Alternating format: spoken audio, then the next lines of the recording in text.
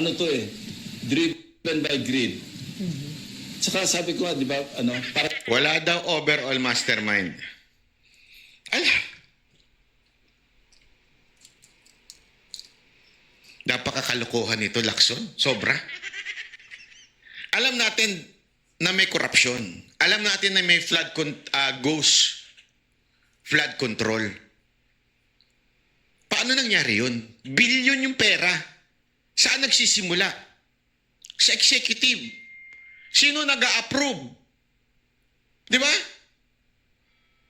Legislative. Kanino pipirma? Babalik ang pirma. Sa executive. Sino mag-execute ng pera na ilabas at ibigay doon sa mga kontraktor? Executive. Tapos sasabihin mo, walang mastermind?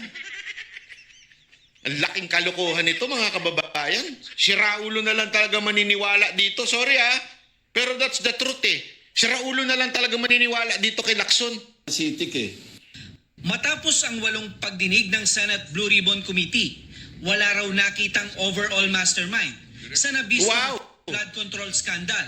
Ang chairman nito na si Senator Panfilo Lacson. Sabi niya, Lupit. walang iisang personalidad na nagmando para maisagawa ang malawakang korupsyon. Ang meron daw ay mga mastermind sa regional level.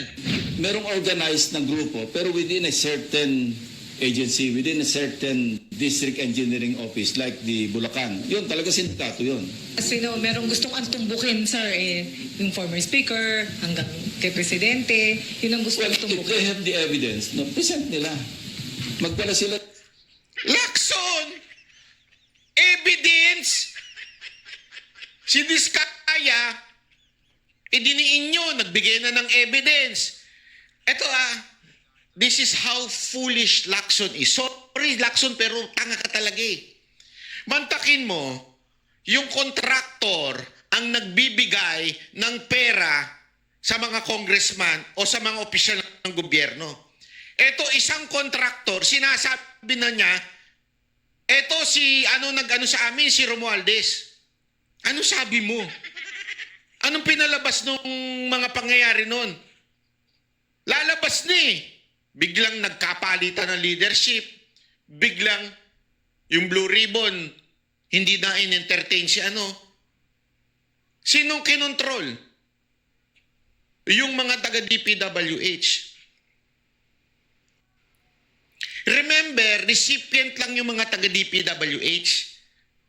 Tumatanggap lang. Mula saan? Sa kontraktor. Kasi sila binabayaran. Tapos yung kontraktor sila magbibigay. Di ba yung mga kontraktor nga nag-a-advance pa?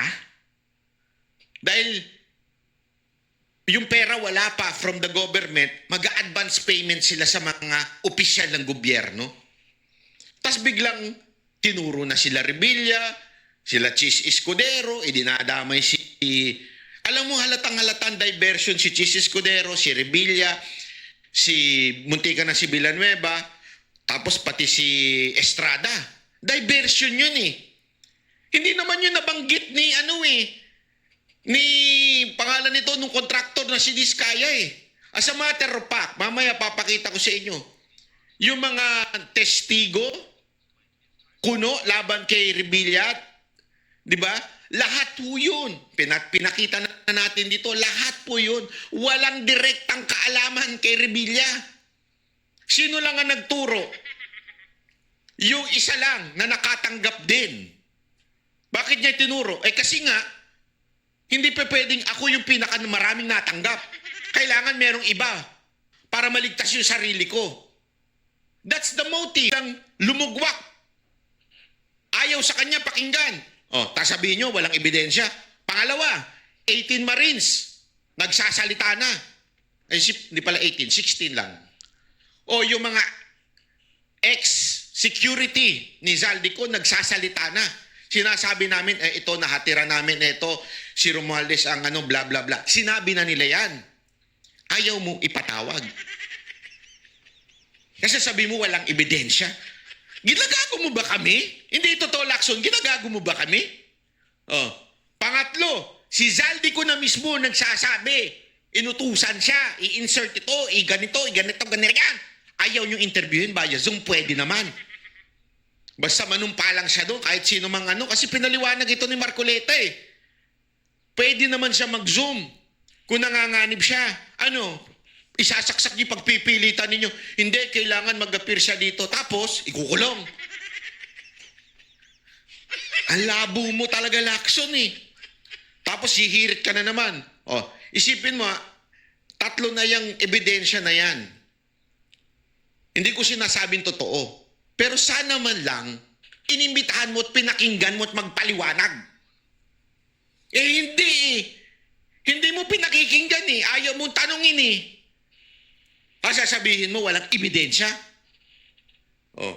Tapos ayaw mo pang imbitahan, kuno, si Romualdez dahil courtesy. Ninakawan na nga tayo, courtesy pa.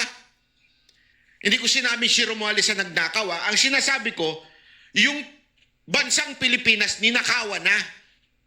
Tapos iisipin mo pa yung lintik na courtesy mo. Di ba, kung gusto mong malaman ng katotohanan, alamin mo na. Tanungin mo na, pinagbibintangan na yung kapitbahay, courtesy pa.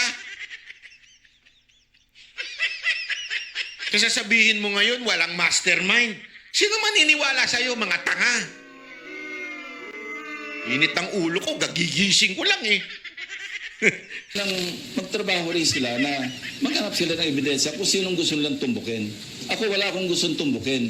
Dumarating sa akin yung mga nagre-report. Yan naman pala mga kababayan, wala pala siya talagang gustong tumbukin. So ibig sabihin, hindi niya gustong tumbukin yung tunay na may sala. Di ba? Yun naman pala eh. Inilatag ni Lacson sa plenaryo ang partial report ng Blue Ribbon Committee sa pamamagitan ng privilege speech matapos itong hindi makakuha ng sapat na pirma mula sa mga miyembro ng komite. Isa sa mga hindi pa lumagda dito, si Senator Rodante Marcoleta na kinwestiyon pa ang paggamit dito ni Lacson bilang precondition sa interpelasyon. But as for myself, Mr. President, I cannot sign a partial report. A partial report is basically unfinished. An unfinished report cannot be assumed to have contained the final and collective judgment of all the members. This is very basic, Mr. President. Maging si Senator Jinggoy Estrada, hindi raw lalagdaan ang partial report. Ano po? A partial committee report. Dapat final. Kung hindi na siya magpapatawag ng pagdinig sa Blue Ribbon Committee, dapat final na. Sabi ni Lacson, kinailangan niyang gumawa ng partial report dahil sa haba at sa lawak ng investigasyon. Minabuti kong hatiin eh. Kasi imagine kung tatapusin natin lahat, baka abutin tayo ng 1,000 pages. Tapos ang mas maganda na yung i-parcel mo. Grabe yung palusot ni Lacson, nakakabuisit, no? Nakakabuisit. Ginagawang tanga yung taong bayan. May pahati-hati pa siya. Nakakainis eh. Sa totoo lang, nakakapikong ka na. Kasi gagawin mong dahilan para hindi ipagpatuloy yung Blue Ribbon dahil hindi pumipirma yung mga kasamahan mo. Bakit sila pipirma sa partial report? Hindi pa nga kumpleto.